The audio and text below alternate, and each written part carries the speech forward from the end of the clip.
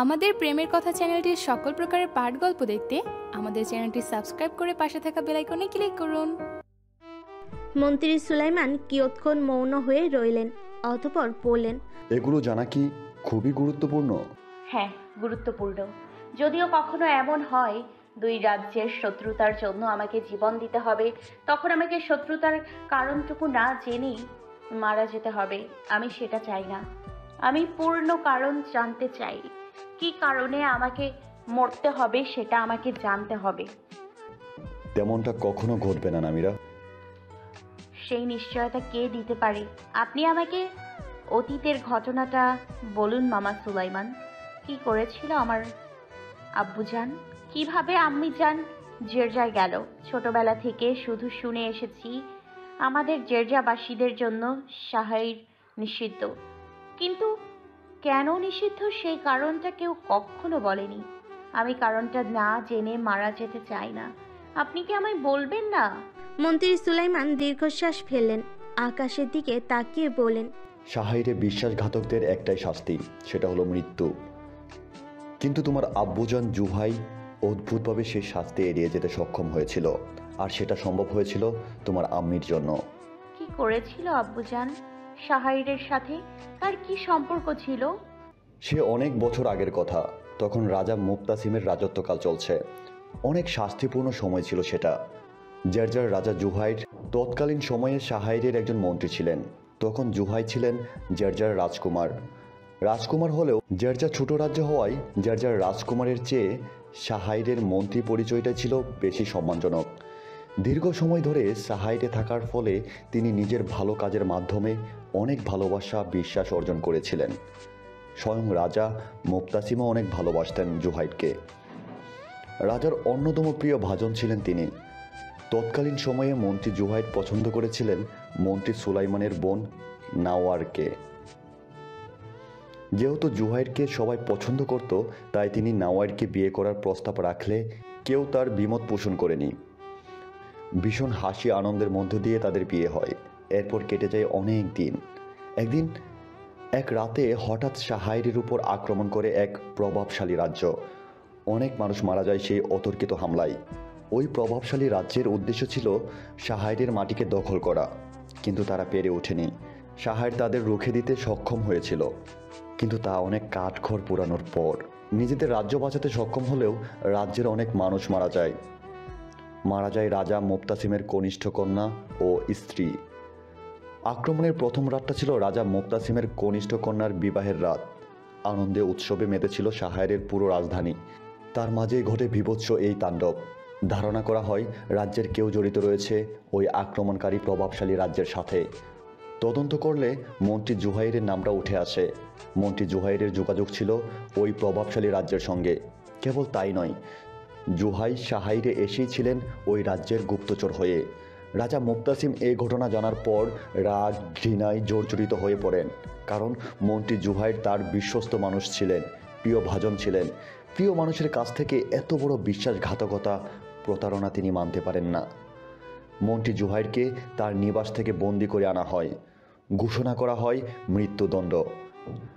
রাজা মুক্তাসিম অবশ্য এতটুকুতেই ক্ষান্ত হননি। কন্যা, স্ত্রী ও রাজ্যের মানুষদের হারানো এবং রাজ্যের ক্ষতির কথা ভেবে বেদনায় ক্ষিপ্ত হয়ে তিনি ভয়াবহ আক্রমণ চালান ছোট্ট রাজ্য জেরজার উপর। কারণ জেরজার রাজা অর্থাৎ জুহাইরের পিতাও জড়িত ছিলেন সেই চক্রান্তের সাথে। সাহাইরের কড়া আক্রমণের ফলে জেরজা প্রায় নিঃশেষ হয়ে যেতে বসে। সাহাইরের যুদ্ধের ক্ষয়ক্ষতি কাটিয়ে আবারও স্বাভাবিক হতে পারলেও জেরজা অমন ভয়াবহ আক্রমণের পর আর স্বাভাবিক হতে পারেনি। অনেক মানুষ মারা যায়, তাদের জমির উর্বরতা হারিয়ে যায়। এছাড়াও আরও অনেক ক্ষতির সম্মুখীন হয় তারা। সেই ক্ষতি কাটিয়ে উঠতে না পারার দরুন রাজ্যটা দরিদ্র রাজ্যে পরিণত হয়। এদিকে মন্ত্রী জুহাইরের মৃত্যুদণ্ড নাওয়ার মানতে পারে না। স্বামীর এমন পরিস্থিতি থেকে মুক্তির জন্য সে রাজার পায়ে পর্যন্ত লুটিয়ে পড়ে। রাজা মুক্তাসিম নাওয়ারকে নিজের মেয়ের মতো ভালোবাসতেন। তার মেয়েরা এবং নাওয়ার একই সাথে বড় হয়েছে, বেশিরভাগ সময় একসঙ্গে থেকেছে। রাজা মুক্তাসিম ভাবতেন নাওয়ারও তো তার আরেকজন মেয়ে। তিনি নাওয়ারের অমন ফরিয়াদকে উপেক্ষা করতে পারেননি। যখন অন্তঃসত্ত্বা নাওয়ার নিজের প্রাণ নাশের হুমকি দিল তখন রাজা মুবতাসিম বাধ্য হলেন নিজের আদেশ তুলে নিতে। তবে তিনি হুকুম দিলেন মন্ত্রী জুহাইর আর সাহাইরে থাকতে পারবে না, তাকে সাহাইর ত্যাগ করতে হবে এবং সে নাওয়ারকে নিজের সঙ্গে নিতে পারবে না। কিন্তু নাওয়ার রাজার এ কথাও শুনেনি। সে চেয়েছিল তার সন্তান পিতার তত্ত্বাবধানে লালিত পালিত হোক। বেশ, রাজা মুবতাসিম নাওয়ারকে জুহাইরের সাথে যাওয়ার অনুমতি দিলেন, কিন্তু তার বদলে এক কঠিন আইন জারি করলেন তিনি। নাওয়ার আর কখনো সাহাইরে কারোর সাথে যোগাযোগ করতে পারবে না। শুধু নাওয়ার নয়, যার কোনো ব্যক্তিই সাহাইরের সাথে কোনো রূপ যোগাযোগ সম্পর্ক রাখতে পারবে না। সাহাইরে যার মানুষ ও যাই সাহাইরের মানুষ সম্পূর্ণভাবে নিষিদ্ধ হয়।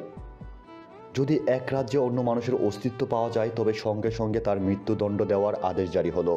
দুই রাজ্যের মাঝে এসব নিয়ে মৌখিক চুক্তি পর্যন্ত হয়ে গেল। তারপর আর যার কেউ কখনো সাহাইরের দিকে আসার দুঃসাহস করেনি। মন্ত্রী সুলাইমানের থেকে বিস্তারিতভাবে সব শুনে কিছু সময়ের জন্য নির্বাক হয়ে গেল নামিরা। অতীতের এসব ঘটনার জন্যই তাহলে দুই রাজ্য একে অপরের এমন শত্রু? নামিরা বলল। সে সময় আমি মায়ের গর্ভে ছিলাম। মন্ত্রী সুলাইমান নাবোধক মাথা নেড়ে বললেন, না, তুমিও নও। শুনেছিলাম নাওয়ারের যে সন্তানটি জন্মের পর মারা যায় তুমি তার 4 বছর পর জন্মগ্রহণ করেছ। নামিরার কাছে খুব অদ্ভুত লাগছে ব্যাপারটা। ওই ঘটনার সময় তার কোনো অস্তিত্বই ছিল না। ঘটনার 4 বছর পর জন্মগ্রহণ করে কিনা ওই ঘটনা থেকে সূত্রপাত হওয়া শত্রুতার কারণে তাকে মৃত্যুবরণ করতে হবে। যদি তার পরিচয় প্রকাশিত হয়, পৃথিবীতে মানুষের তৈরি এমন নিয়মগুলো কত নির্মম, তাই না? নামিরা বলল, আম্মুজান যা করেছে তা ভীষণ জঘন্য কাজ, কিন্তু তাই বলে দুই রাজ্যের মাঝে এমন হিংস্র বিদ্বেষ থাকা কি ঠিক? ঠিক, বিদ্বেষ ভুলে যাওয়ার দরকারই বা কি? দুই রাজ্যের তো একে অন্যকে দরকার হচ্ছে না। দিব্যি ভালো আছে তারা সম্পর্কহীন থেকে।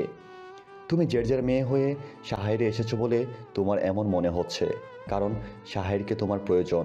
তুমি এখানে থাকতে চাও। আজ যদি তোমাকে এখানে না আসতে হতো, যদি তুমি যাই ভালো থাকতে, তবে কখনোই তুমি এই প্রশ্নটা নিয়ে ভাবতে না। ভাবতে? হয়তো না। বাইরে ঠান্ডা, ঘরে যাও আর ভুলে যাও তুমি যার রাজকন্যা।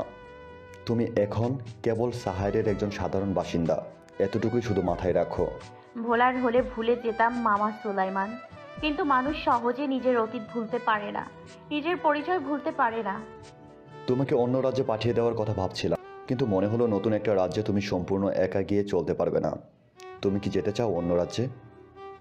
না, প্রাণের ভয় আর পালাতে চাই না। যদি মৃত্যু আসে তবে আসুক, আমার এখন আর ভয় হয় না। শুধু এতটুকু জানবো, আমি বাঁচতে চেয়েছিলাম, কিন্তু আমাকে মরতে হচ্ছে। এছাড়া এখানকার মানুষগুলোকে ছেড়ে আমি যেতে পারবো না, কারণ এখানের মানুষগুলো এখন আমার আপনজন হয়ে উঠেছে। দুজন পিতা মাতার মতো অভিভাবক, ভাই বোন একজন। থেমে গেল নামিরা। সে ওমরের কথা বলতে চেয়েছিল, কিন্তু সম্পর্কের দিক থেকে কি বলা যায় রাজকুমারকে? বন্ধু? না, বন্ধু শব্দটাও তাদের সাথে যথাযথ নয়। তবে এটাকেই একমাত্র সম্বোধন করা যায়। নামিরা কথা সম্পূর্ণ করল। একজন শুভাকাঙ্ক্ষী বন্ধু। অনেক কিছু পেয়েছি এখানে, যা আমার জেরজাতেও ছিল না। যখন এত কিছু পেয়েছি, তা কি করে এত সহজে ছেড়ে চলে যাই? নামিরা থেমে কিছুক্ষণ বাদে পড়ল।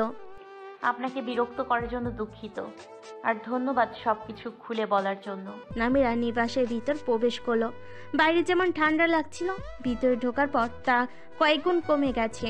কক্ষে যাওয়ার পথে তোফাকে দেখতে পেল। সে তরবারি নিয়ে অনুশীলন করছে। তোফা আগের মতোই আছে, তার কথা বলার ধরন এখনো আক্রমণাত্মক। তোফা খুশি হয়নি সে আবার তাদের নিবাসে ফিরে আসাতে। নামিরা তোফাকে এড়িয়েই চলে এখন। অযথাই বিবাদের জড়ানোর তো মানে হয় না। সে বিবাদ করার মতো মানসিক অবস্থাতেও নেই এখন। নামিরা কক্ষে ঢুকে চমকে উঠল, কারণ ভিতরে আলী দাঁড়িয়ে আছে। সে অবাক গলায় বলল, আপনি এখানে কেন ভাই আলী? কিছু বলবেন? তুমি মিথ্যাবাদী?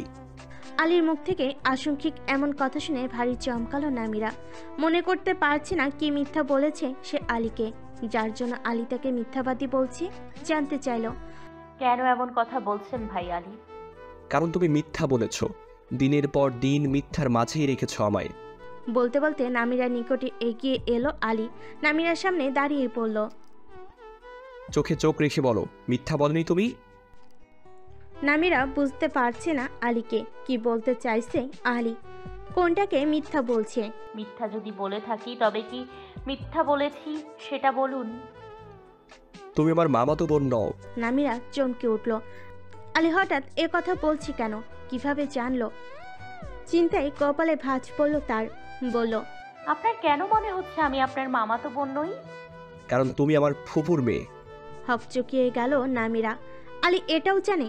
কিভাবে? নামিরা অন্য কেউ তাদের কথা শুনে ফেলবে এই শঙ্কে পিছন ঘুরে দরজাটা বন্ধ করে দিল। আলী হঠাৎ অভিমানী গলায় বলে উঠল, কেন লুকালে? কি ভেবেছিলে তোমার পরিচয় জানার পর বাকি সবার মতো আমি তোমাকে শত্রু ভাববো, ঘৃণা করব, তোমার পরিচয় সবাইকে চিৎকার করে জানিয়ে দেব? তুমি আলীকে এমন ভাবো? না, তুমি আমায় আপন ভাবো না। আপন ভাবলে আমার থেকে এটা গোপন রাখতে না। হ্যাঁ, তুমি আপন মনে করো না আমায়, অথচ আমি তোমায় ঠিকই আপন ভাবি। তোফা মারোয়ার মতো তোমাকেও ভালোবাসি, বোন মনে করি, অথচ তুমি। অভিমান কষ্টে গলা থেমে যায় আলীর। নামিরা কি বলবে বুঝতে পারছে না। এই অভিমানী যুবককে কি বলে শান্ত করা যায়? সে কোমল কণ্ঠে ডাকলো, ভাই আলী। এরপর কিছু বলতে চাইলেও বলতে পারল না। আলী তার আগেই সজাগ গলায় বলে উঠল। মিনিট। তার মনে পড়ল একদিন রাতের কথা। ওমর তাকে জিজ্ঞেস করেছিল নামিরা তার ফুফাতো বোন কিনা। এর মানে রাজকুমারও জানে নামিরার আসল পরিচয়, অথচ সে জানে না। সে এবার কিছুটা রেগে তাকালো নামিরার দিকে। বলল, দ্বিতীয় রাজকুমার মানে ভাই ওমরও তোমার আসল পরিচয় জানে, তাই না? ভাই ওমর বাইরের মানুষ হয়েও তোমার পরিচয় জানে, অথচ কিনা আমি ঘরের লোক হয়েও জানি না। শোনো, আর একবারও ভাই ডাকবে না আমাকে। আমি তোমার ভাই না, কখনো ছিলাম না। আলী রেগে নামিরার পাশ কাটিয়ে গিয়ে দরজার সামনে দাঁড়াতেই নামিরা বলল, আপনি ভুল বুঝছেন ভাই আলী। আমি আপনাকে সত্যিটা বলতাম, কিন্তু আমার সময়ের প্রয়োজন ছিল। আমি বলার আগেই আপনি জেনে গেছেন। আমাকে ভুল বুঝবেন না, আমি আপনাকেও মারুয়াকেও অবশ্যই বলতাম। আলী থেমে গেল। নামিরার দিকে তাকিয়ে বলল, মারোয়াও জানে না? না, আমি ওকেও বলতে পারিনি। আসলে আমার পরিচয় অবলীলায় বলে বেড়ানো কঠিন। সাহারির আমার জন্য নিষিদ্ধ, অথচ কিনা আমি সেই সাহারেই দাঁড়িয়ে আছি। এটা বলা কি আমার জন্য সহজ? জানি না আমি। কিভাবে জানলেন আমি আপনার মামাতো বোন নই? আব্বুজানের সাথে কথা বলেছিলে তুমি, আমি সব শুনেছি। আর আমি সত্যিই অনেক কষ্ট পেয়েছি। তাই আজ আমি ঘরের ভেতর সকাল পর্যন্ত তীর ছুড়ব, কেউ আমাকে বাধা দিতে পারবে না। ভাই আলী, পাগলামি করবেন না। আলী বের হয়ে গেল, কথা শুনল না। যাওয়ার সময় দরজাটাও বন্ধ করে গেল। নামিরা নিশ্চিত আলী কাউকে কিছু বলবে না, কারণ সে জানে আলী তাকে সুরক্ষিত রাখবে। একটুক্ষণ পর নামিরা আচমকা তার দরজায় একটা শব্দ শুনতে পেল। বাইরে বের হয়ে দেখলো দরজায় একটা তীর বেঁধে আছে। নামিরা দূরে দাঁড়ানো আলীর দিকে তাকালো। তারপর তীরটা টেনে তোলার জন্য তীরের গায়ে হাত রাখতে আলী সেই প্রথম দিনের মতো বলল, আলীর ছোড়া তীর টেনে তুলবে? এত শক্তিধর তুমি নও। মামাতো বোন। আলী বলার আগে নামিরা বলল। হাসলো আলী। নামিরা তীরটা টেনে তুলল। আলীর দিকে তাকিয়ে বলল, আপনার সাথে থেকে থেকে শক্তিধর হয়ে গেছি ভাই আলী। নামিরা মেয়েটা চিন্তা বড্ড জ্বালাচ্ছে লোকটাকে। এতদিন যেসব মেয়ের হৃৎপিণ্ড সে নিয়েছে প্রত্যেকে ছিল সাধারণ প্রজা ও গরিব ঘরের মেয়ে, কিন্তু নামিরা তো তাদের মতো নয়। মন্ত্রী সুলাইমানের নিবাসে মেয়েটার বাস। মন্ত্রী সুলাইমানের নিবাসে প্রবেশ করে কিছু করা সম্ভব নয়। এছাড়া মেয়েটা যখন বাইরে বের হয় তখনও ওর সাথে সর্বক্ষণ মারোয়া থাকে। বুঝতে পারছে না কিভাবে কি করবে। চিন্তা হচ্ছে। টেবিল থেকে শরবতের গ্লাসটা হাতে তুলে নিল লোকটা। এক চুমুক খেয়ে বাতায়ন দিয়ে বাইরের সবুজ প্রকৃতির দিকে চোখ রাখলো। খোলা বাতায়ন দিয়ে প্রবেশকৃত হাওয়া তার এলো চুলগুলো উঠছে। সে গ্লাসে চুমুক দিতে দিতে ভেবে চলো নামিরাকে নিয়ে পুরো পরিকল্পনা কষতে তার খুব বেশি সময় অপচয় হলো না। তার ঠোঁটের কোণে হাসি ফুটে উঠল। বিবি করে বলল, নামিরা, তোমার হৃৎপিণ্ডের ঘ্রাণ নিতে চাই। লোকটার মনে আনন্দ হতে লাগলো। আর মাত্র কয়েকটা উৎসর্গ বাকি, এরপরই সে হবে এই শাহিরের প্রধান ব্যক্তি। তার কথাই চলবে সমগ্র রাজ্য।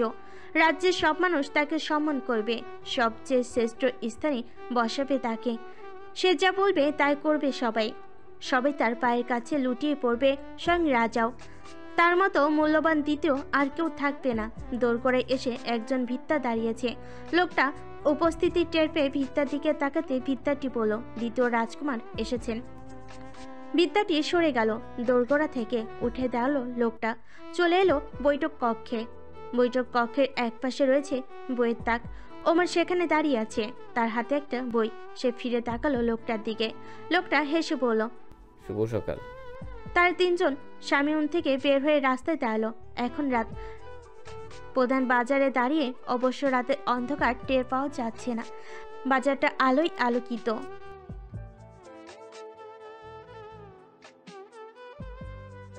প্রত্যেকটা দোকান এখনো খোলা, আর প্রত্যেকটা দোকানের সামনে খদ্দেরও দেখা যাচ্ছে। তারা দাঁড়িয়ে আছে একটা ক্যারেজের জন্য। নামিরা ও মারোয়া আজ রাত্রিবেলা বাইরে বের হতে চাইছিল না, কিন্তু আলীর পীড়াপিড়িতে বাধ্য হয়ে তারা দুজন এসেছে। আলী তাদের জন্য অনেক খাবারের আদেশ দিয়েছিল, যার কোনোটাই তারা সম্পূর্ণ খেতে পায়নি। শামিউন ভালো লাগে নামিরার। সে ভাবছে মানসিকভাবে পুরোপুরি ধাতস্থ হয়ে সে আবারও শামিউনের কর্মচারী হয়ে যোগ দেবে। কিন্তু মন্ত্রী সুলাইমান এখন কতটুকু তার সেই চাওকে প্রাধান্য দেবেন সেটাই হচ্ছে বিষয়। আলী দিকে তাকালো নামিরা। আলী এদিক ওদিক তাকাচ্ছে একটা ক্যারেজ দেখতে পাওয়ার আশায়। আলী তাদের নিয়ে এলো। এখন তাদের সাথে যাবে না, তাদের ক্যারেজে উঠিয়ে দিয়ে সে যাবে কোনো এক বন্ধুর বাড়িতে। সেখানে নাকি তার কি কাজ রয়েছে। কাজ ছেড়ে তারপর ফিরবে নিবাসে। কয়েকটা ক্যারেজ গেল তাদের সামনে দিয়ে, কিন্তু কোনোটাই খালি নয়, ভিতরে মানুষ। অবশেষে একটা খালি ক্যারেজ দেখে ঠোঁটে হাসি ফুটল আলীর। ক্যারেজটা তাদের সামনে এসে থেমেছে। আলী উঠতে বলল নামিরা ও মারওয়াকে। উঠে বসলো তারা। আলী ভাড়া মিটিয়ে দিতেই ক্যারেজটা যেতে শুরু করলো। বাজার থেকে বের হওয়ার পরই অন্ধকারে চেপে ধরতে লাগলো তাদের। ক্যারেজে থাকা আলো সেই অন্ধকারের কাছে সামান্যই বলা যায়। অনেকক্ষণ চলার পর ক্যারেজটা হঠাৎ থেমে গেল। নামিরা আশেপাশে তাকিয়ে দেখলো কোথাও তাদের নিবাসের অস্তিত্ব নেই। আর চারপাশটা কেমন অদ্ভুত নিস্তব্ধ। রাস্তার দুপাশের গাছপালাও ঘন মনে হচ্ছে, আর রাস্তার প্রশস্ত যেন কম। সবটা খেয়াল করার পর নামিরা মনে হলো এটা তো প্রধান সড়ক নয়, যেটা দিয়ে তারা নিবাসে ফিরত। এতক্ষণ সে খেয়াল করেনি। এমনিতেই অন্ধকার রাত, এছাড়া সে আর মারোয়া একে অন্যের সাথে কথা বলে মশগুল ছিল। নামিরা ক্যারেজ চালককে বলল, এটা কোন জায়গা? এখানে কেন থেমেছেন? নামিরার ব্যাপারটা একদমই ভালো লাগছে না। বুঝতে পারছে কোনো একটা গন্ডগোল আছে। কেই ক্যারেজ চালক? ছিনতাইকারী? কিছু বোঝে ওঠার আগেই অকমরসাৎ কেউ একজন ক্যারেজ থেকে টেনে নামিয়ে নিল মারওয়াকে। নামিরা চকিতে পাশ ফিরে তাকালো। দেরি করলো না, সে দ্রুত নেমে গেল ক্যারেজ থেকে। ক্যারেজের পিছন ঘুরে ও পাশে গিয়ে দাঁড়াতে দেখতে পেল একজন লোক মারওয়ার নাক মুখে চেপে ধরছে। লোকটার মুখে মুখোশ পরা, ভয়ে একটা কুণ্ডলি পাকিয়ে উঠছে নামিরার অন্তঃকরণে। সে এমনটা দেখে আতঙ্কিত কণ্ঠে বলল, মারওয়া। সে মারোয়ার দিকে এগোতে চাইলেই হঠাৎ বলিষ্ঠ কিছু তার হাতকে চেপে ধরল। থেমে যেতে হলো নামিরাকে। তাকিয়ে দেখলো দুটো লোক দাঁড়িয়ে আছে তার দুপাশে। লোক দুটো তার হাত চেপে ধরেছে, তাদের মুখেও একই মুখোশ। নামিরা চমকে উঠল, এতগুলো মানুষ এখানে? ক্যারেজ চালক নেমে গেছে ক্যারেজ থেকে। নামিরা বুঝতে পারছে না এরা কারা। এরা কি একটা ডাকাত দল নাকি অন্য কিছু? মারোয়ার দিকে তাকিয়ে নামিরার ভীষণ কষ্ট হলো। মেয়েটাকে এভাবে শাস্তি দিচ্ছে কেন এরা? নাক মুখ চেপে রাখার ফলে শ্বাস নিতে পারছে না মারোয়া, ছটফট করছে। এমন হলে তো মারা যেতে পারেও। মারোয়াকে কষ্ট পেতে দেখে নামিরার চোখ বেয়ে জল গড়িয়ে পড়ল। ক্রুদ্ধ হয়ে উঠল সে। সহ্য করতে পারছে না মুখোশধারী লোকগুলোর এমন অত্যাচার। সে নিজের সর্বশক্তি দিয়ে তাকে ধরে রাখা লোক দুটোকে চিটকে সরিয়ে দিয়ে মারোয়ার দিকে দৌড়ে গেল। সে সামনে গিয়ে দাঁড়াতেই মারোয়ার নাক মুখ চেপে ধরা লোকটা ছেড়ে দিল মারোয়াকে। মারোয়ার অবচেতন দেহটা লুটিয়ে পড়ল রাস্তায়। মারওয়া। প্রায় চিৎকার করে ডেকে উঠল নামিরা। বসে পড়ল মারোয়ার পাশে, অস্থির হয়ে উঠল। কি হয়েছে মারোয়ার? সে পরীক্ষা করে দেখল মারোয়ার নিঃশ্বাস নিচ্ছে। কিছুটা স্বস্তি অনুভব করলো। সে মারোয়াকে ডাকতে লাগলো, হাত ধরে ঝাঁকুনি দিল, কিন্তু মারোয়া সাড়া দিচ্ছে না। নামিরার মাথার ভিতরটা এলোমেলো হয়ে আসছে। কি করবে সে?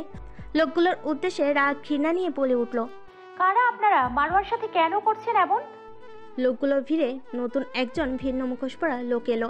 সে এসে বসলো নামিরার পাশে। নামিরার মাথায় একটা হাত রেখে অত্যন্ত কর্কশ স্বরে বলল, কারণ তোমাকে চাই আমি। লোকটার কণ্ঠস্বর শুনে কেমন গায়ে কাটা দিল নামিরার। এমন কর্কশ কণ্ঠস্বর সে আগে কখনো শোনেনি। তবুও অদ্ভুতভাবে কণ্ঠটাকে পরিচিত পরিচিত লাগছে তার। রাগ মাথা চাড়া দিয়ে উঠল নামিরার। বুঝতে পারছে না কারা এরা, কি তাদের উদ্দেশ্য, কিন্তু লোকগুলার মোকাবিলা করতে হবে। আর সে মোকাবিলা করার ক্ষমতাও রাখে। এতগুলো লোকের সাথে পেরে উঠবে কিনা জানে না, কিন্তু সর্বোচ্চ চেষ্টা করবে। সে পাশের লোকটাকে আর চোখে দেখলো, তারপর আর চোখে দেখলো সামনে দাঁড়ানো লোকটাকে। তাকে এখন কি করতে হবে সে জানে। নামিরা পাশের লোকটাকে ঠেলে ফেলে দিয়ে সামনে দাঁড়ানো লোকটার কাছে থাকা তলোয়ারটা ছো মেরে নিয়ে নিল। চোখের পলকেই এত বড় দুর্ঘটনা ঘটিয়ে ফেলবে নামিরা তা বুঝতে পারেনি লোকগুলো। আলাদা নকশার মুখোশ পরা লোকটা তার সহচরদের গালি দিল এক অন্য ভাষায়, যে ভাষা নামিরার বোধগম্য নয়। লোকগুলো নিজেদের তরবারি বের করলো। নামিরা বলল, ভালো চান তো চলে যান এখান থেকে। এই কথা শুনে ভিন্ন নকশার মুখোশ পরা লোকটা হেসে উঠল, বলল, এতগুলো পুরুষ মানুষকে তুমি হুমকি দিচ্ছ? তুমি এত হাস্যকর তা আগে জানা ছিল না তো। চাইলে তোমাকে এখানেই মেরে ফেলতে পারি, কিন্তু তা আমি করব না, কারণ মৃত মানুষের হৃৎপিণ্ড আমার পছন্দ নয়। নামিরা চোখ বড় হয়ে উঠল। হৃৎপিণ্ড? তার পদ্ম সরোবরের পাওয়া লাশগুলোর কথা মনে পড়ল। লাশগুলো হৃৎপিণ্ড ছিল না, তবে কি এই লোকটা পদ্ম সরোবরের খুনি? নামিরার মনে আরো আক্রোশ বাড়ল। সে ভীষণ শক্ত করে চেপে ধরল তলোয়ারের হাতল। লোকগুলো একসঙ্গে তার দিকে আসতে লাগলো। 5 জন মানুষ ঘিরে ফেলেছে তাকে। নামিরার বুক দ্রুত ওঠানামা করছে আতঙ্কে। তার একাকে এই 5 জন মানুষের সঙ্গে লড়তে হবে, এটা নিছকই সহজ ব্যাপার নয়। তলোয়ারে তলোয়ারে ঝংকার হলো, যা কাঁপিয়ে দিল অন্ধকার রাতের নিস্তব্ধতাকে। নামিরার দিকে এগিয়ে আসা লোকগুলো ছিটকে দূরে সরে গেল। সবারই বিস্ময়ে বিমূঢ় চক্ষু নামিরার উপর স্থির। মেয়েটা কি করে একসঙ্গে তাদের 5 জনকে প্রতিহত করলো? এ তো অসম্ভব। নামিরার কাছ থেকে এটা একদমই আশ্চর্যযোগ্য ছিল না। কারণ লোকগুলোর তলোয়ার আবারও তেড়ে এলো নামিরার দিকে। নামিরা এক এক করে প্রত্যেকটা তলোয়ারের বাধাপ্রাপ্ত করে ফিরিয়ে দিল। আশঙ্কিক তার তলোয়ারের আঘাতে নিয়ে বসলো একজনের যুবকের মুহূর্তেই রক্তে ভিজে গেল লোকটার বুক। কাটা স্থান দিয়ে ঝরতে লাগলো রক্ত। এটা দেখে সবাই অপ্রস্তুত হয়ে গেল। কয়েক সেকেন্ড স্তব্ধ থাকার পর একটা লোক নামিরার দিকে তেড়ে আসলেই নামিরা নিজের তলোয়ার সোজা ঢুকিয়ে দিল লোকটার গলায়। লোকটা জায়গাতেই থেমে গেল। গলা বেয়ে ঝরে পড়তে লাগলো উষ্ণ রক্তের ধারা। নামিরা লোকটার গলায় এভাবে আঘাত করতে চায়নি, কিন্তু নিজেকে সামলাতেও পায়নি সে। তলোয়ারটা বের করে আনার সময় লোকটার রক্ত ছিটকে এসে নামিরার মুখ রঞ্জিত করে দিল। লোকটা পড়ে গেল রাস্তায়। গলা ধরে কাতরাতে লাগলো। গলা থেকে গল গলিয়ে নামতে লাগলো রক্তের স্রোত। নামিরা লোকটার দিকে অবলক চোখে তাকিয়ে আছে। মনে একটা অপরাধ বোধ হলো কেন যেন। এটা কি করলো সে? নামিরার হঠাৎ নীরবতা থেকে একজনকে আঘাত করালো সুযোগ বুঝে, কিন্তু তলোয়ারটা চামড়া ভেদ করে গভীরে যেতে পারল না। চামড়া স্পর্শ করা মাত্রই নামিরা লোকটার হাত চেপে ধরল, সরিয়ে দিল লোকটার হাত। দলের প্রধান ব্যক্তি, অর্থাৎ যে জন ভিন্ন মুখোশ পরে আছে, সে বিরক্ত গলায় নিজের সহচরদের আবার কি যেন বলল, যা কিছুটা বোধগম্য হলো নামিরার, আবার কিছুটা হলো না। কারণ লোকটা 2 ভাষার মিশ্রণে কথা বলছে। নামির এবার প্রধান লোকটার দিকে তাকালো। লোকটা বলল, অসাধারণ। তোমার এই রূপ দেখবো তা কল্পনাও করতে পারি। ইচ্ছে হচ্ছে তোমাকে এক্ষুনি মেরে পুঁতে ফেলি মাটি নিচে। লোকটা নামিরার দিকে দৌড়ে গিয়ে নামিরার চুল ওড়নাসহ আঁকড়ে ধরলো। এরপর ওকে টেনে নিয়ে এসে ক্যারেজের সাথে পাড়ি মারলো ওর মাথা। নামিরা পড়ে গেল। লোকটা পা দিয়ে রাস্তার সাথে চেপে ধরলো নামিরার মাথা। নামিরা হাত দিয়ে চেপে ধরলো লোকটার পা। আক্রোশপূর্ণ গলায় লোকটা বলল, আমি তো ভালোই নিয়ে যেতে চেয়েছিলাম, কোনো প্রকার মারামারি রক্তারক্তি তো চাইনি, কিন্তু মনে হচ্ছে মৃত্যুর খুব তাড়া তোমার। তুমি হয়তো এই জায়গায় মরতেই বেশি ভালোবাসবে। নামিরা লোকটার পা সরানোর চেষ্টা করছে, কিন্তু লোকটার পায়ে যে জোর তাতে পারছে না। তবু সে চেষ্টা করে গেল এবং একসময় সরিয়েও দিতে পারলো। একটু দেরি না করে তলোয়ারটা নিয়ে উঠে দাঁড়ালো নামিরা। লোকটাকে আঘাত করতে নিলেই লোকটা নিজের তলোয়ারের সাহায্যে নামিরার তলোয়ার আটকে দিল। বলল, হতে পারো তুমি শক্তিশালী, কিন্তু আমার কাছে তুচ্ছ। লোকটা নামিরার তলোয়ার যেভাবে সরিয়ে দিল তাতে নামিরার হাত থেকে তলোয়ার পড়ে গেল। লোকটা এবার নামিরার গলা চেপে ধরল ভীষণ নিষ্ঠুর হাতে। দম বন্ধ হয়ে আসছে নামিরার। সে 2 হাত দিয়ে চেষ্টা করছে লোকটার হাত সরিয়ে দিতে, কিন্তু লোকটার হাতটা টলাতে পারছে না। মনে হচ্ছে মরে যাবে। হঠাৎ নামিরার হাত ঠেকলো লোকটার পোশাকের সাথে থাকা একটা ছুরিজাত অস্ত্রে। হ্যাঁ, এটাই তাকে বাঁচাতে পারবে। সে ছোট অস্ত্রটা নিয়ে নিল লোকটার থেকে, যা লোকটা টেরও পেল না। নামিরা অস্ত্রটা দিয়ে আঘাত করলো লোকটার হাতে। লোকটার হাত আলগা হলেই নামিরা বেরিয়ে এলো লোকটার পাষণ্ড হাতের কবল থেকে। গলা ধরে কাশতে লাগলো। লোকটাও ক্রুদ্ধ হয়ে সহচরদের হুকুম দিল, মেরে ফেলো এই বেয়াদব মেয়েটাকে। হঠাৎই কানে এলো ছুটন্ত ঘোড়ার শব্দ। সচকিত হয়ে উঠল সবাই। কান খাড়া করে শুনতে লাগলো এই পথে ঘোড়া নিয়ে কে বা কারা আসছে। খুবই বিরক্ত হলো লোকটা। ইদানিং তার কাজে এত বাধাপ্রাপ্ত হচ্ছে কেন? সে এক সহচরকে আদেশ দিল। এক্ষুনি শিরোচ্ছেদ করো মেয়েটার। আদেশ মোতাবেক একজন লোক এগিয়ে এলো নামিরার দিকে, আঘাত করতে যাবে। এমন সময় নামিরা ঘুরে লোকটার পিছনে চলে এলো এবং হাতের অস্ত্রটা দিয়ে উল্টো আঘাত করলো লোকটার পিঠে। দলের প্রধান লোকটাও বুঝতে পারলো নামিরাকে নেওয়া এত সহজ হবে না। ওদিকে ঘোড়ার পদধ্বনিও নিকটে চলে আসছে। সে এগিয়ে গেল তার সেই সহচরদের দিকে, যার গলায় তলোয়ার ঢুকিয়ে দিয়েছিল নামিরা। লোকটা মারা যায়নি এখনো, তবে বাঁচবে বলে মনে হয় না। প্রধান লোকটা গলা কেটে ফেললো তার সেই অনুচরের, কারণ একটা মৃতপ্রায় শরীর নিয়ে যাওয়াটা ঝামেলার। দেহ ফেলে রেখে কেবল সহচরের মাথাটা নিয়ে অন্য সহচরদের বলল, এক্ষুনি যেতে হবে আমাদের। লোকগুলো তড়িঘড়ি করে রাস্তার পাশের গাছপালা ও অন্ধকারের সাথে মিলিয়ে গেল। নামিরা জোরে জোরে নিঃশ্বাস নিচ্ছে। গলাটা ব্যথা করছে ভীষণ। হাত কেটে গেছে, সেখানেও যন্ত্রণা হচ্ছে। গালও কেটে গেছে। লোকটা পা দিয়ে রাস্তার সাথে মাথা চেপে ধরেছিল বলে নামিরা মারোয়ার দিকে এগিয়ে গেল। ডাকতে লাগলো মারোয়াকে, কিন্তু মারোয়ার জ্ঞান ফিরল না। এই রাতে জঙ্গলের ভিতর এই অচেনা রাস্তায় একটা অচেতন মানুষকে নিয়ে কি করবে সে? কিভাবে নিবাসে ফিরবে? কিছু বুঝতে পারছে না। দিশাহারা লাগছে ভীষণ। অসহায় বোধ হচ্ছে। অসাধ্যে চোখ থেকে অশ্রু ঝরতে শুরু করলো তার। যে অশ্বারোহী বা অশ্বারোহীরা আসছে এদিকে, তার এখানে রক্তপাত ও একটা মাথাবিহীন লাশ দেখে কি ভাবে? নামিরার মনে হলো সামনে আরো ঘোর বিপদ ঘনিয়ে আসছে। সামনে কিছু একটা রয়েছে। ওমর ও আতাহার ঘোড়ার গতি ধীর করলো আস্তে আস্তে। আরও কিছুটা সামনে এগিয়ে তারা দেখতে পেল একটা ক্যারিজে থাকা লণ্ঠনের ঝাপসা আলো ও তাদের সাথে থাকা আলোয় তারা রাস্তায় দুজন মেয়ে মানুষকে দেখতে পেল। একজন রাস্তায় শায়িত অবস্থায় আছে ও একজন বসে আছে শায়িত মানুষটার পাশে। আরও একটা মানুষ রয়েছে মাথাহীন। ওটাকে এখন লাশ সম্বোধন করাই ভালো। এসব দেখে অবাক হয়ে গেল ওমর ও আতাহার। একে অন্যের মুখ চাউচাই করলো তারা। কি ঘটেছিল এখানে? ওমর বসে থাকা মেয়েটার উদ্দেশ্যে প্রশ্ন ছিল। কারা তোমরা? প্রশ্নটা কানে আসতে থমকে গেল নামিরা। এমন সয়হীন একটা পরিস্থিতিতে এই পরিচিত কণ্ঠস্বরটা তার অন্তকণে স্বস্তির হাওয়া এসে স্পর্শ করলো। সে ফিরে তাকালো পরিচিত কণ্ঠের মানুষটার দিকে। নামিরাকে দেখে চমকে উঠল ওমর।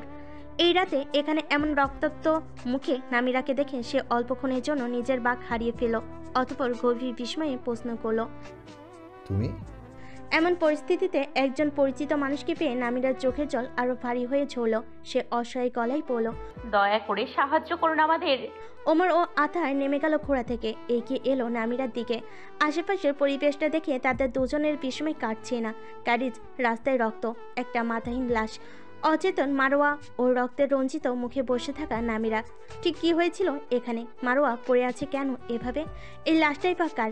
নামিরা এই ঠান্ডার মাঝেও ঘেমে একাকার। ওমর জানতে চাইল, তোমার এই অবস্থা কেন? মারোয়ার কি হয়েছে? কি ঘটেছিল এখানে? মারওয়া অচেতন হয়ে গেছে। একদল মানুষ আমাদের উপর হামলা করেছিল। কারা? কিভাবে হামলা করলো? তোমরা দুইজন এই রাতে এই পথে কি করছো? আমি সামিউনে গিয়েছিলাম, ভাই আলী আমাদের নিয়ে গিয়েছিল, কিন্তু সে আমাদের সাথে ফেরেনি। এক বন্ধুর বাড়িতে যাবে, তাই সে আমাদের একটা ক্যারেজে উঠিয়ে দেয়। ক্যারেজ চালক আমাদের এই পথে নিয়ে এসেছে। সে ক্যারেজ থামাতেই নামিরা ওমরকে কি কি ঘটেছিল তা সব খুলে পড়ল। সব শুনে বিমূঢ় হয়ে গেল ওমর ও আতাহার। আতাহার জিজ্ঞেস করলো, লোকগুলো কোন পথে গেছে? নামিরা রাস্তার বাম পাশে আঙ্গুলি করলো।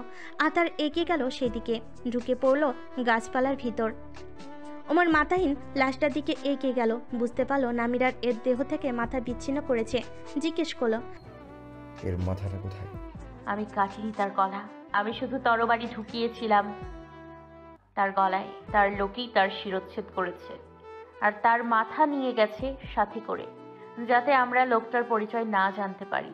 নামিরা মারোয়ার দিকে তাকে অস্থির গলায় বলল, আমাদের এখনই মারওয়াকে নিয়ে নিবাসে ফিরতে হবে। চিকিৎসকের শরণাপন্ন হতে হবে, জ্ঞান ফেরাতে হবে ওর। সাহায্য করুন আমায়। ওমর হ্যাবোধক মাথা নেড়ে এগিয়ে এলো নামিরার দিকে। এই সময় তার নজর পড়ল নামিরার পাশে পড়ে থাকা সেই অস্ত্রটা, যেটা নামিরা ওই প্রধান লোকটা থেকে অগোচরে নিয়ে লোকটাকে আঘাত করেছিল। ওমর হাতে তুলে নিল অস্ত্রটাকে। আরও একবার ভীষণভাবে চমকে উঠল সে। এই অস্ত্র এখানে কেন? এটা কোথায় পেয়েছো? নামিরাকে প্রশ্ন করলো ওমর। নামিরা বলল, এটা ওই লোকটার যাকে দল প্রধান মনে হচ্ছিল। ওমর একদৃষ্টে তাকিয়ে রইল অস্ত্রটার দিকে। না, এটা অসম্ভব। নির্দিষ্ট নকশার এই অস্ত্র দেখে ওমরের মাথায় কেবল 4 জনের নামই উদয় হলো, হামজালা, আলতান, আলী ও আতাহার। কারণ সে নিজে এই একই নকশা অস্ত্র এই 4 জনকে উপহার দিয়েছিল। এই রাজ্যে এই অস্ত্র কেবল তার কাছে ও এই 4 জনের কাছে রয়েছে, এছাড়া অন্য কারোর কাছে থাকা অসম্ভব। তাহলে এই অস্ত্র কিভাবে পাওয়া গেল এখানে? তবে কি? চোখ বিস্ফোরিত হয়ে উঠল ওমরের। অজানা সংখ্যায় কেঁপে উঠল তার হৃৎপিণ্ড। কার অস্ত্র এটা?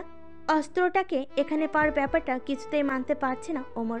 কারণ যে মানুষগুলোর কাছে এই অস্ত্র রয়েছে তার প্রত্যেকেই তার আপনজন, তাদের সাথে ছোটবেলা কেটেছে, কাটছে বর্তমান সময়টাও, সবসময় তাদের সঙ্গ পায়। সে চেনে মানুষগুলোকে, কেউ এমন করার মতো নয়। তারা কেউ কেন এরকম করবে? অস্ত্রটা আতাহারের হওয়া সম্ভাবনা নেই, কারণ আতাহার তার সাথে ছিল। তবে কি এটা বাকি 3 জনের ভিতর কারোর? ওমরের বুকের ভিতরটা চিনচিন করে উঠল। নামিরা ও মারাও তো আলীর বোন। আলী কি ওদের সাথে এটা করবে? হামজালা ও আলতানো কি এটা করতে পারে? ওই মানুষগুলোর কথা এমন দুঃস্বপ্ন ভাবতে পারছে না ওমর, কিন্তু যেটা সে স্বচক্ষে দেখছে সেটাকে কিভাবে উপেক্ষা করবে? এই অস্ত্র ওই 3 জন ব্যক্তির উপস্থিতি নির্দেশ করে এখানে। নামিরা ওমরের দিকে তাকিয়ে অবাক হলো। ওমর কেন সাহায্য করছে না? কি ভাবছে? কি ভাবছেন আপনি? নামিরার প্রশ্নে ভাবনা থেকে বের হলো ওমর। বলো, কিছু না। সে মারওয়াকে তুলে ক্যারেজের ভিতর বসিয়ে দিল। আতার ফিরে এসেছে। বলো, ওদিকটায় কাউকে দেখতে পেলাম না। এটাকেও ক্যারিজে তোলো আজহার। দেখো এটার শরীর থেকে এর পরিচয় জানা যায় কি? আতার লাশটাকেও ক্যারেজে তুলো, কিন্তু সমস্যা হলো ক্যারেজ চালাবে কে? রাজকুমার হয়ে ক্যারেজ চালানোর ব্যাপারটা বড্ড দৃষ্টিকটু হবে। এছাড়া ক্যারেজ কখনো চালায়নি সে। ওমর সাহায্যের চোখে আতারের দিকে তাকালো। আতার একটু ঘাবড়ে গিয়ে বলল, দেখো, আমিও কখনো গাড়ি চালাইনি, তবে চেষ্টা করতে পারি। ঘোড়াগুলো পোষ মানলেই হয়। বলে চালকের সিটে বসে পড়ল আতাহার। আতাহারের ঘোড়াটা এখানেই রইল। ওমর নিজের ঘোড়া নিয়ে ক্যারেজের পিছন পিছন এগিয়ে চলল। তার মাথায় অস্ত্রের চিন্তা। যদি হামজাল, আলতান অথবা আলী এখানে না এসে থাকে, তাহলে নামিরা কার কাছ থেকে অস্ত্রটা নিল? ব্যাপারটা শুধু নামিরা ও মারোয়ার উপর হামলার নয়। নামিরার ভাষ্যমতে এই ঘটনার পদ্ম সরোবরে পাওয়া লাশের সাথে সংযুক্ত রয়েছে, যা ওমরের চিন্তাকে আরও অবিশ্বাস্য করে তোলে। ওরা কেউ কখনো এমন করতে পারে না বলে ওমরের ধারণা, কিন্তু সত্যি তো এটাই। আমরা যা দেখি তার পিছনেও অজানা অনেক সত্য থাকে। আমরা কেবল যেটাকে দেখি ওটাকে সত্য মানি। অজানা সত্য যদিও বা আমাদের সামনে আসে, আমরা তা সহজে বিশ্বাস করি না, মূল্যায়ন করি না, কারণ আমরা দেখা বিষয়টার উপরই অন্ধবিশ্বাস পুষি। ওমর নিজে সেই বিশ্বাসটাকে দূর করেই ভাবার চেষ্টা করবে এবার। প্রথমে আলীর কথা স্মরণে এলো তার। আলী ওদেরকে শামিয়নে নিয়ে গিয়েছিল, কিন্তু আলী ফিরল না ওদের সাথে। একটা ক্যারেজে ওদের তুলে দিল। এই রাতে দুটো মেয়েটাকে একটা ক্যারেজে তুলে দিয়ে নিজের দায়িত্ব সেরে বন্ধুর বাড়িতে যাওয়া কি খুবই প্রয়োজন ছিল আলীর? এমনটা সহজেই ধারণা করা যায়। আলী ওদেরকে পরিকল্পনা করে নিবাসের বাইরে নিয়ে এসেছে। এরপর ওদের একটা ক্যারেজের সাহায্যে ভুল রাস্তায় নিয়ে এসেছে। নিজের সাথে আসেনি, কারণ ও ছদ্মবেশে এসে নিজের দলবল নিয়ে হামলা করবে। হ্যাঁ, এমনটা হওয়া খুবই সহজ। তবু আলীকে সন্দেহ করতে গিয়ে হৃদয়ের কোথাও একটা খুব বিচ্ছে। আলীর ব্যাপারে তাও সন্দেহ করার মতো কিছু পেয়েছে, কিন্তু আলতান বা হামজালা এটা কি হতে পারে বুঝতে পারছে না কিছু। মাথার ভিতর সবকিছু জট পাকিয়ে যাচ্ছে। তবে ওমর নিজের কাছে প্রতিজ্ঞাবদ্ধ হলো, সে খুঁজে বের করবে আসল অপরাধীকে। তবে সে এখনই কারোর কাছে ওদের 3 জনের নাম বলবে না। আগে সে নিজে জানবে কে এই জঘন্য কাজের সাথে যুক্ত। কিন্তু মানসিকভাবে সে ভীষণ দুর্বলতা অনুভব করছে, কারণ এখানে সন্দেহের তালিকায় জড়িয়ে আছে স্বয়ং তার সহোদর ভাই হামজালাও, যে ভাইকে সে প্রচণ্ড ভালোবাসে। নিজের ভাইকে সন্দেহ করতেও কষ্ট হচ্ছে তার। এ কেমন কঠিন পরিস্থিতি এসে দাঁড়ালো তার সম্মুখে? কেন দাঁড়ালো? মন্ত্রী সুলাইমানের নিবাসে পৌঁছে গেছে তারা। আতাহার নেমে গেছে ক্যারেজ থেকে। ওমর ঘোড়া থেকে নেমে আতাহারের কাছে এসে পড়ল। আমাকে নামিরার সাথে কথা বলতে হবে। তুমি এই লাশটা গোয়েন্দা কার্যালয়ে নিয়ে যাও, দেখো চিহ্নিত করা যায় কিনা এর পরিচয়। ঠিক আছে। আতার আবারও ক্যারেজে করে লাশটা নিয়ে ছুটল। তবে এবার তাকে আর ক্যারেজ চালাতে হলো না, কারণ মন্ত্রী সুলাইমানের নিবাসে একজন ভৃত্য পাওয়া গেল যে কিনা আতারকে নিয়ে যাবে। মারোকে অবচেতন দেখে ও নামিরাকে রক্তমাখা দেখে হাসা তোফা সহ নিবাসের প্রত্যেকটা ভিত্তাও চমকে গেল, আতকে উঠল। শুরু হলো প্রশ্নের বান। রাজকুমারও ওদের সাথে আছে, এটাও বিস্ময়ের ব্যাপার। নামিরা শুধু সংক্ষেপে সবাইকে বলল, ভাই আলী আমাদের প্রধান বাজার থেকে ক্যারিজে তুলে দিয়েছিল। সে বন্ধুর বাড়িতে যাবে, তাই আমাদের সাথে আসেনি। পথে আমাদের উপর 5 জন লোক হামলা করে। তারা মুখোশ পরা ছিল। ক্যারিজ চালক আমাদের ভুল পথে নিয়ে গিয়েছিল, কারণ সেও ছিল ওই দলের সাথে। কিন্তু এখন সেসব গুরুত্বপূর্ণ নয়। আগে মারওয়ার জ্ঞান ফেরাতে হবে। এসব বিষয় নিয়ে পরে আলোচনা করা যাবে। পরে কেন? এখনই বলো। তোমার মুখে পোশাকে রক্ত কেন? আর কার রক্ত এগুলো? তোমার কিভাবে রক্ষা পেলে? রাজকুমার আমাদের রক্ষা করেছেন। লোকগুলো যখন আমাদের ওপর হামলা করেছিল, তখন রাজকুমার ও তার বন্ধু চলে আসেন। রাজকুমার ওই লোকগুলোকে তরবারি দিয়ে আঘাত করেছিলেন। সেই লোকগুলোর রক্তই আমার মুখ ও পোশাকে। তোফা বিশ্বাস করলো না নামিরের কথা। অন্য কোনো ব্যাপার আছে এখানে, সে বেশ বুঝতে পারছে তা। বলো, তেমন হলে রাজকুমারের শরীরে রক্ত থাকার কথা তোমার না? তোফা ওমরের দিকে তাকিয়ে বলো, আপনি বলুন দ্বিতীয় রাজকুমার, নামিরা যা বলছি তা সত্য নাকি মিথ্যা? হাসা কঠিন গলায় ধমক দিলেন মেয়েকে। তোফা, তুমি রাজকুমারের কাছে কৈফিয়ত চাইছো? বের হয়ে যাও এই কক্ষ থেকে। আমি তো শুধু। চুপ। ধমক দিয়ে আবারও তোফাকে থামিয়ে দিলেন হাসা। যা বলেছি তাই করো, বের হয়ে যাও। তোফা খুব বিরক্ত হলো। মায়ের এমন করার মানে সে বুঝতে পারছে না। মায়ের কথার অবাধ্য সে কিংবা আলী কখনো হয়নি। তাই তোফা সত্যি বের হয়ে গেল কক্ষ থেকে। যাওয়ার আগে একবার তীক্ষ্ণ চোখে দেখলো নামিরাকে। তোফা বের হয়ে যেতেই হাইসা নামিরাকে বলেন, ওই লোকগুলোর রক্ত তুমি ঝরিয়েছো তাই না? নামিরা উত্তর দিল না, কিন্তু তার মনতার মাঝে উত্তর পাওয়া গেল।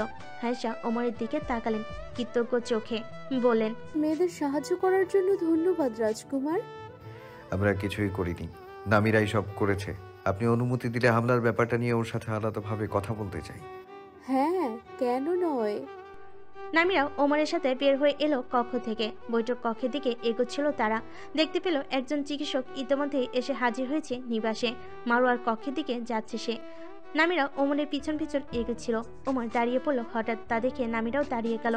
পিছন ফিরে নামিরার দিকে তাকালো। ওমর বলল, যখন ওই লোকগুলোর সাথে লড়ছিলে তুমি, তখন নিশ্চয়ই তোমাকে ভীষণ সুন্দর দেখাচ্ছিল। বলে সে আবারও হাঁটতে শুরু করলো। স্তম্ভিত হয়ে গেল নামিরা। হঠাৎ রাজকুমার এসব বলার মানে কি? ওমর বৈঠক কক্ষে ঢুকে পড়েছে। নামিরাও দ্রুত পা চালিয়ে চলে এলো। মুখোমুখি দাঁড়ালো দুজন। ওমর বলল, তাহলে তুমি বলতে চাইছো দলপ্রধান লোকটা পদ্ম সরোবরের খুনি? হ্যাঁ, কারণ লোকটা বলেছিল মৃত মানুষের হৃৎপিণ্ড তার পছন্দ নয়। অযথাই কেন সে হঠাৎ হৃৎপিণ্ডের কথা বলবে? সে আসলে আমাকে নেয়ার জন্য এসেছিল। কেমন মুখোশ পরা ছিল লোকগুলো? অন্যরা সাদা রঙের মুখোশ পরা ছিল, কিন্তু যে দল প্রধান ছিল তার মুখের মুখোশটা ছিল কালো রঙের। মেলাতে যে রকম মুখোশ পাওয়া যায় ওই রকমই ছিল মুখোশগুলো। ভাই আলী গত দ্বিমাসিক মেলায় যে মুখোশটা কিনেছিল, ওই লোকটার কালো মুখোশটাও ঠিক তেমনই ছিল।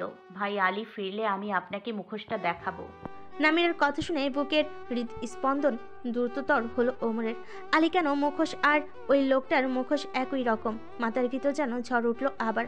মুখোশটা কি আলীর মুখোশের মতো ছিল, নাকি ওটা আলীর মুখোশই ছিল আর ওই লোকটাও আলী ছিল?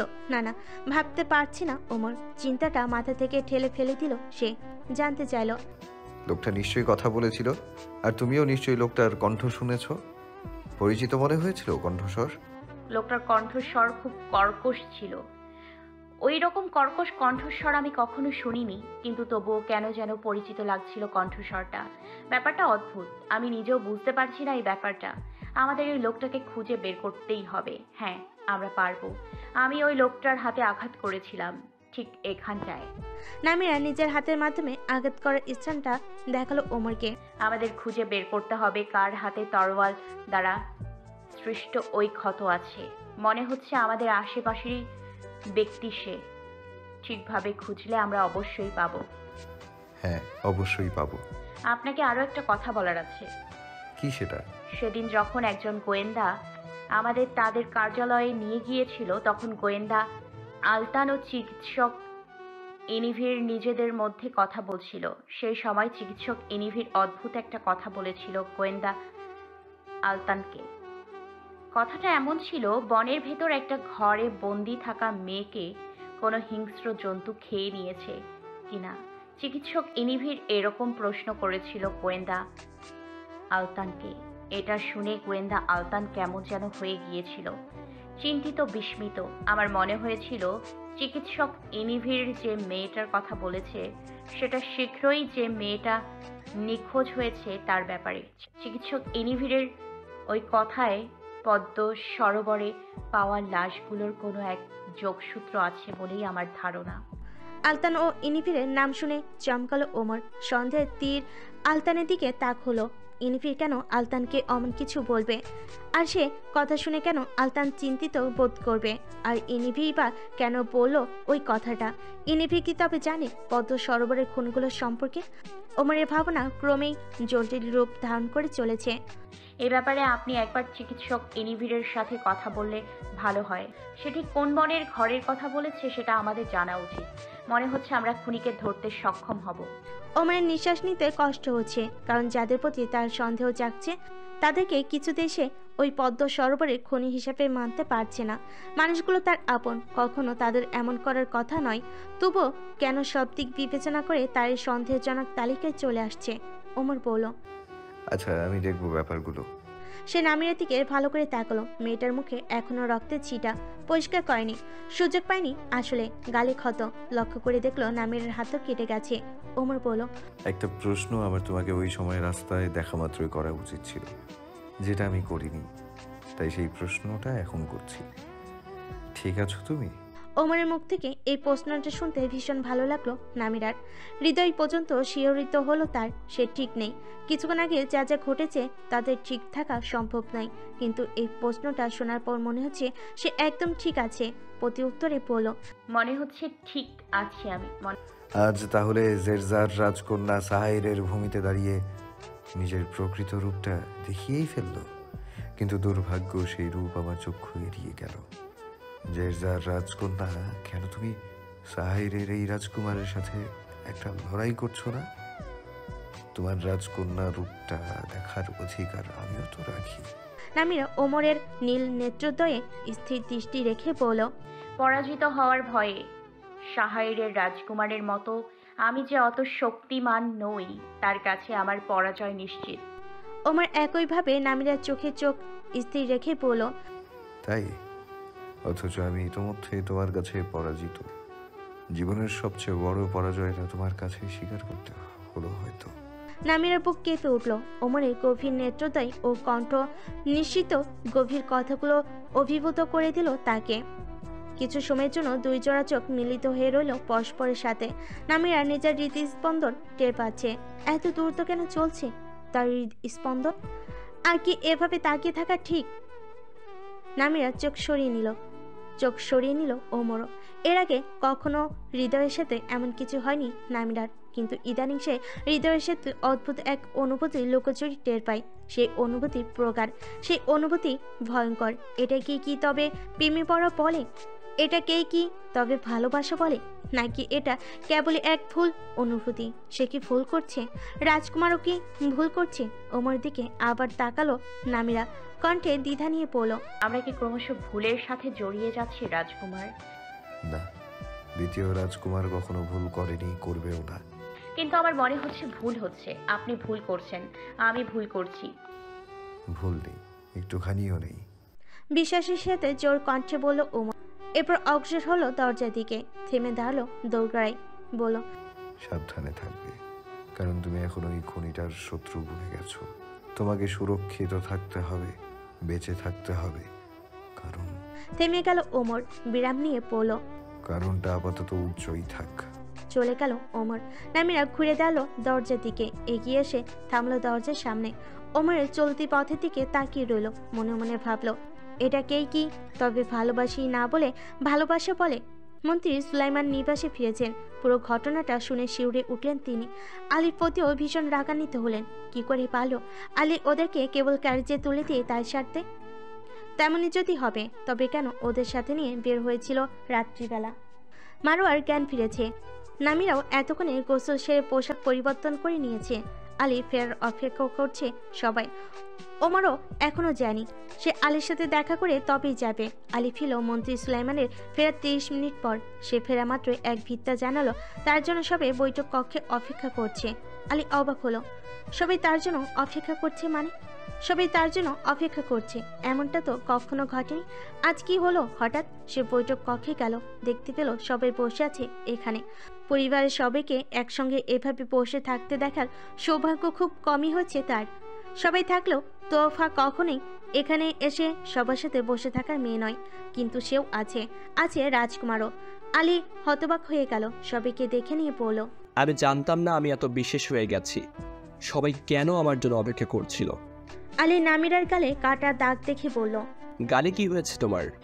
তোমার জন্য আজ কি ঘটেছে তা সম্পর্কে তোমার কোনো ধারণা আছে আলী? কি করেছি আমি? তোমাকে থাপ্পড় মারা উচিত, কিন্তু আমি আমার হাতকে সংযত করলাম। মন্ত্রী সুলাইমান গম্ভীর গলায় বলেন। আলী হতভম্ব হয়ে গেল। এত মানুষের মাঝে আব্বুজান তাকে এমন একটা কথা বলতে পারলো বলতে? সে মায়ের দিকে তাকলো, অবুঝ গলায় ডাকলো, আমি আপনাকে সবটা বলছি ভাই আলী।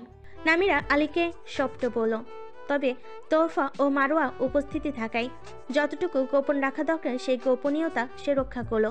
সব শুনে স্তম্ভিত হয়ে গেল আলী। কিছুক্ষণের জন্য কথাশূন্য হয়ে দাঁড়িয়ে রইল সে।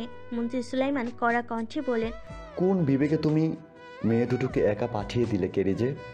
যদি আমার মেয়ে দুটোর কিছু হতো তবে তোমার কপালেও দুঃখ ছিল আজ। আলীরও খুব অভিমান হলো, বলল, মানছি আমার ভুল হয়েছে, কিন্তু এভাবে বলবেন? মনে হচ্ছে ওরাই আপনার মেয়ে আর আমি আপনার কেউই নই। আমি যদি ওদের কেরিজে থাকতামও তাতেই বা কি হতো? আমি কি ওই 5 জন লোকের সাথে একা পেরে উঠতাম? কেন আমাকে এভাবে বলছেন আপুজান? আমি কি জানতাম এসব ঘটবে? একটা পরিচিত রাস্তা, মারা ওই রাস্তা দিয়ে বহুবার যাতায়াত করেছে। নামিরাও সব চেনে। কিভাবে বুঝবো হঠাৎ এমনটা ঘটবে? এটা নিয়ে আর কথা না বাড়ানো হোক। আমরা দুজনেই সুরক্ষিত আছি, এটাই অনেক। ভাই আলীর এখানে কোনো দোষ নেই। সে তো বুঝতে পারেনি এমন কিছু হতে পারে। তাকে দোষারোপ করাটা ভিত্তিহীন। মন্ত্রী সুলাইমানকে চুপচাপই লক্ষ্য করা গেল। এরপর নামিরা আলীকে বলল, আপনার সাথে একটু কথা আছে, আপনি একবার আসবেন আমার সাথে? আলী মাথা তোলালো। নামিরা বৈঠক কক্ষে থেকে বের হওয়ার আগে ওমরের দিকে তাকিয়ে বলল, আপনিও আসুন। ওরা 3 জন বের হয়ে গেল বৈঠক কক্ষ থেকে। তোফা ব্যাপারটা সহ্য করতে পারল না। আলাদা করে কি বলা থাকতে পারে মেয়েটার? আশ্চর্য, প্রত্যেকে মেয়েটাকে এত সমর্থন করে কেন সে একদম বুঝতে পারছে না। ওই মেয়েটার জন্য আব্বুজান তার ভাইকে পর্যন্ত কথা শুনিয়েছে, কি অসহ্যকর। নামিরা ও ওমর আলীকে নিয়ে আলীর শয়ন কক্ষ এসেছে। আলী নামিরার কাছে জানতে চাইল, আমার উপর রাগ করেছো তুমি? কেন রাগ করব আপনার উপর? আপনার কোনো দোষ ছিল না। আমি দুঃখিত। আমি যদি বুঝতে পারতাম এমন কিছু ঘটবে আমি কখনো তোমাদের নিয়ে বাইরে বের হতাম না। ওমর তীক্ষ্ণ চোখে দেখছে আলীকে, বোঝার চেষ্টা করছে ওকে। ভাবতে কষ্ট হচ্ছে তার কিনা এখন আলীকে সন্দেহ করতে হচ্ছে। গোপনে দীর্ঘশ্বাস ফেল সে। আমরা জানি তো। এখন আপনার থেকে একটা জিনিস প্রয়োজন। দ্বিমাসিক মেলায় যে মুখোশটা আপনি কিনেছিলেন ওটা একবার দেখান রাজকুমারকে। ওটা দিয়ে কি হবে? একটু দরকার আছে। ওটা আমার কাছে নেই, ওটা তো মেলার দিনই ফেলে দিয়েছি। নামিরা আলীর কথাকে স্বাভাবিকভাবেই নিল, কিন্তু ওমর পারল না। মুখোশটা ফেলে দিয়েছে নাকি ওই লোকটাই আলী ছিল? হতেই তো পারে নির্বাসে ফেরার আগে আলী নিজের পোশাক বদলে পোশাক ও মুখোশ অন্য কোথাও রেখে এসেছে, তাই এমন মুখোশ দেখাতে পারবে না বলে এই কথা বলল। এখন প্রকৃত খুনিকে বের করার দুটো উপায়। খুনির হাতে ছুরি দ্বারা পাওয়া আঘাত থাকবে, 2 তার উপহার দেওয়া তরবারিটা খুনির কাছে থাকবে না। ওমর দীর্ঘশ্বাস বুকে চেপে রাখলো। তার আপন 3 জনই মানুষের ভিতরই তাহলে একজন প্রকৃত খুনি, আর এই নিষ্ঠুর সত্যটা তাকে মানতে হবে। আলী দিকে তাকালো ওমর, কি করবে সে? আলী 2 হাত পরীক্ষা করে দেখবে। ওমর এগিয়ে গেল আলীর দিকে।